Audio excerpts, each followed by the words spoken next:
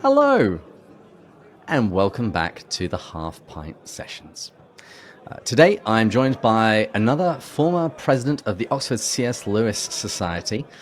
He's also been doing some very interesting things in Lewis pursuits, and he's going to be a keynote speaker at an upcoming C.S. Lewis conference. Dr. Jahdiel Perez, welcome to Pints for Jack. Very happy to be here. Thank you for the invitation. Not at all. I interviewed Daniel when he exited the presidency, and when I saw all of the posts on social media about your work, I thought I'm going to get him too. And I really like the idea of it being a standard thing that after someone completes their tenure as president of the Oxford C.S. Lewis Society, they come on this show to talk about what they've done and what they're going to go and do next. Yeah, the key thing is if Dr. Michael Ward posts about you, you're instantly famous. Yep. So as soon as he posted about my work, I got like 15 new friend requests. And I'm like, wow, this is the Dr. Ward effect. So I'm very grateful to him for not just guiding me through my dissertation at Oxford, but just being a great friend and mentor. And introducing you to all the right people. There is an inner ring, and this is it. Well, let's kick things off by first of all talking about your background with C.S. Lewis. When did you first start reading him, and how did it become a career and a scholarly pursuit? Lewis is the game changer in my life personally. So I did not want anything to do with school or reading for most of my life until I was about 19. And so yeah, I mean, I failed a Spanish class and I speak Spanish. You know, I was that kind of student. I went to an elementary school called JFK Elementary, and we called it Jail for Kids. You know, my mindset was just, this is mind-numbingly boring. And when I was about 18, I took a break. My father sent me to Guadalajara, Mexico, and that's where I encountered a random copy of Mere Christianity in Spanish, and I read it. And at that moment, it was just a total game changer for me. The structure of dialogue, of going back and forth, this thing that I didn't know was called theology, philosophy, apologetics. I felt like almost like God was inviting me to play a kind of game. And to me, that game mirrored my favorite game growing up, which was chess, you know, going back and forth. And this kind of tactical approach, this tactical dance. And that was enough to just open up my mind for the first time, to develop a kind of love for learning, for theology, philosophy, literature. And I remember looking at the back cover of the book, and it said that this guy went to this place called, Oxford. And I had no idea where it was. I didn't know how prestigious it was. I just knew that this guy, it was impacting my life, and I wanted to go where he went. So I remember calling my dad and saying, Dad, I want to go to Oxford. And he laughed at me a little bit because I had such poor performance record in school that he said, I think it'll take a little while to get there. I think you might have to take the long way there. The long way around. Yeah, the long way around. That was about 12 or 13 years ago. And but ever since that moment, I was 18 years old. Ever since that moment, I started reading on my own. It was the first time that I went to a library to pick up books that I wanted to read. Ever since then, I was like, I want to go to Oxford. I want to study this. And then, so when I went back to the States, I did my philosophy at UMass Boston. And then I wasn't expecting to go to Harvard next. That wasn't kind of part of the plan, but a door opened to go there and study theology. And being at Harvard, one of my professors said, listen, I know you're interested in C.S. Lewis, but I certainly don't recommend that you pursue doctoral work in him. He said, scholars don't take him seriously. And if you want to be taken seriously, I don't recommend that you become an expert in his writing.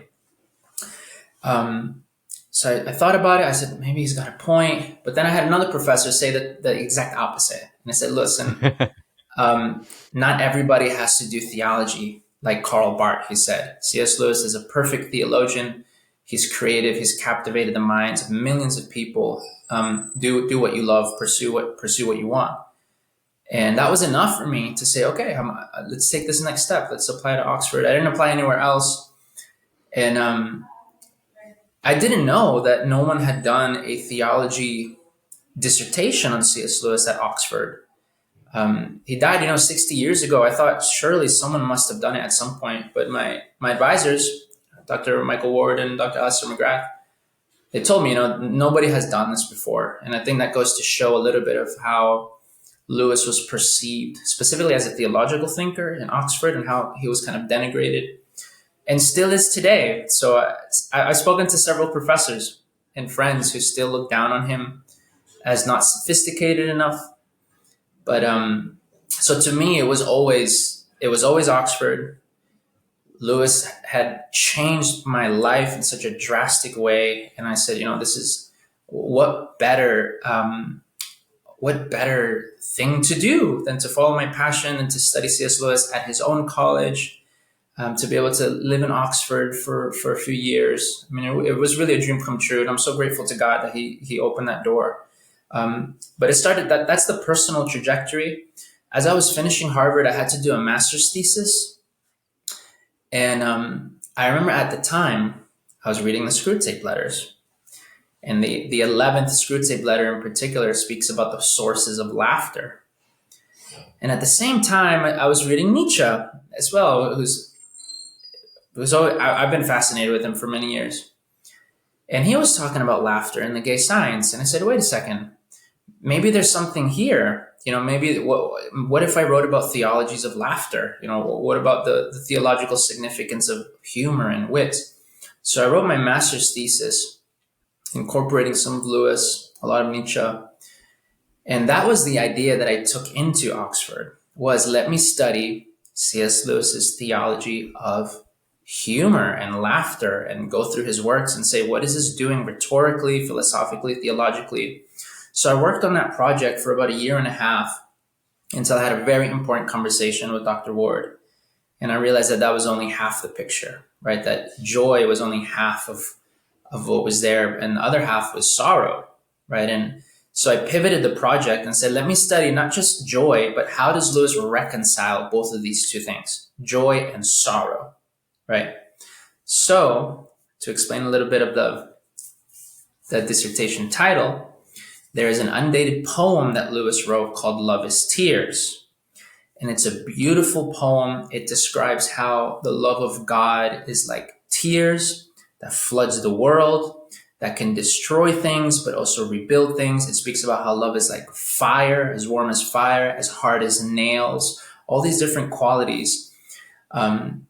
So I chose that title because it's a beautiful way of looking at the kind of ambiguity of tears, because tears can express joy and sorrow, right? You can cry out of pain and suffering, or cry out of happiness.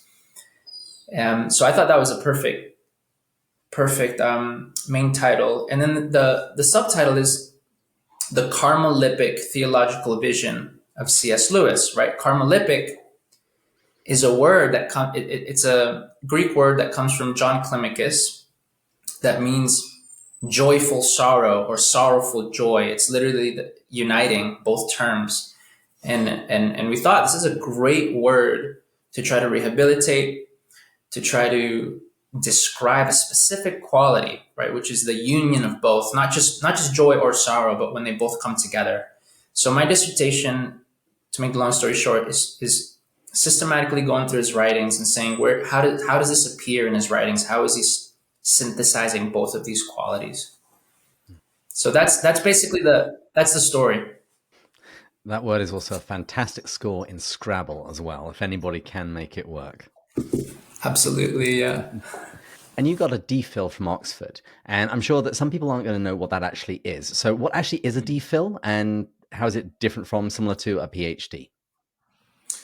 So a PhD is what most schools would, it's the same degree essentially. It's just Oxford and Cambridge like to be very unique and traditional in the way that they do things.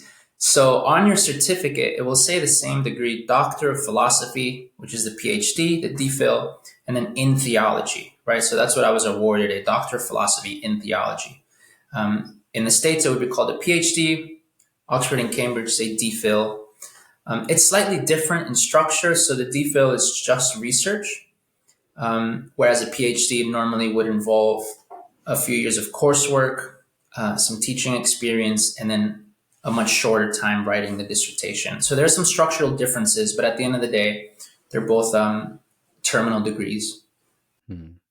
Now, I would like to have you back on the show at some point in the future to pull apart your dissertation in a little bit more detail and some of the ideas that you express. But for people that are interested, what are some of the ways in which Lewis brings together joy and sorrow? Yeah, that's a great question. So the first thing I would say is stay tuned until my dissertation is published, and then everybody will get to read hundreds of examples of how he does this. But I'll just mention one briefly. So in The Lion, the Witch, and the Wardrobe, right? When you try to study a little bit of the resurrection scene of Aslan, right? It's very interesting that Lewis seems to synthesize levity, but also gravity, right? So that he describes that Aslan starts to play with Lucy and Susan. They're rolling around in a happy heap of fur and laughter, right? But later on, the girls say, I didn't know if it was more like playing with a kitten or playing with a thunderstorm, this idea that like, it's not very clear. You have the levity and the playfulness of a kitten, but also the seriousness and the gravity of a potentially life-threatening storm, right? And that's just one way where Lewis, very subtly, but very importantly, doesn't just emphasize one, but somehow brings them both together in how he's describing Aslan, and if you follow that thread a little bit, one of the qualities that Lewis associates with Aslan is the numinous, right? It's this category, this idea that the German philosopher Rudolf Otto coined. And the numinous, the interesting thing about the numinous is that it's interesting, so you're drawn to it, but also absolutely terrified, right? So there's this double movement going on where it's like, I can't stop looking, but I'm terrified. I feel awe. I feel dread. It's a very special kind of dread. And that's part of also how Lewis, I think, synthesizes both of these qualities, something very heavy and serious, but also something beautiful and attractive. And that's just one of many other ways that, if you pay attention, he does synthesize both of these qualities in really interesting ways. Mm. The first time I actually think I encountered that as a child was in Wind in the Willows. And I didn't have a vocabulary for explaining what I was feeling when I heard about Pan, when he makes his appearance in the book, because it's strange and weird and intriguing, and I didn't know what to do with it. And it was only like a few years ago I discovered that scene being described in terms of the numinous and these ideas of Lewis. And I went, oh, yeah, now I have a language for actually describing what that actually is. Yeah, exactly. That's the beautiful thing about studying these things, right? Is that they give you some more language and concepts to make sense of things that were there the whole time, right? That's the part of the fun of it. Yeah. Well, let's pivot and talk about the Undiscovered Lewis Conference, because I hear that you're keynoting. What are you going to be talking to us about? Because I will be there. I've already booked my ticket. It was a Christmas present from my wife. Yeah, I heard that. I saw the interview with Dr. Lepoyarbe. That was really funny. He said he invited you to bring your children, that they're very friendly, and you said, yeah, the only problem is my children are not friendly. Yeah, really he described the conference as child friendly, but I said I don't necessarily have friendly children. They're delightful, but they're little destruction monsters. You let them loose and so stuff funny. Just starts falling apart and breaking. Well, yeah, I'm going to be... So part of my research was looking at one of Lewis's unpublished plays that if you're in Oxford, I would highly recommend visiting the Magdalen College old library archives. So in their vice president's log from the year 1941, they have Lewis's... he was vice president of the college. And normally... every year, the vice president would just jot some notes and some summary of what happened that year. Highs, lows, Did the student population grow? What were some of the events? Just boring, administrative stuff. Of course, Lewis writes a 5-act mock Shakespearean play, and the title is The Tragicomical Brief Reign of Lewis the Bald. Okay. It really shows like no one's gonna read this. Okay, only other vice presidents at the time were allowed to read this, and he still writes it, and it's absolutely hilarious. And he's making fun of himself at how bad of an administrator he was, how he would double book rooms, how he would show up to the right meetings at the wrong times and days, how he hated when people wrote very basic correspondence and letters to him. And I'm just going to be talking a little bit about that research and what's contained in this play and how it gives us a window into. The title is Lewis as the Rubbish Administrator, how he was just really bad at his job as a vice president that year. I love it. I'm really looking forward to hearing about that. I had heard that he'd done things like this, but I'd never read any of them. So I'm looking forward to hearing what you have to tell us. Well, this has been wonderful. And like I say, I'm planning on getting you on again as soon as your dissertation is published, because I want to talk about some of these themes in more depth.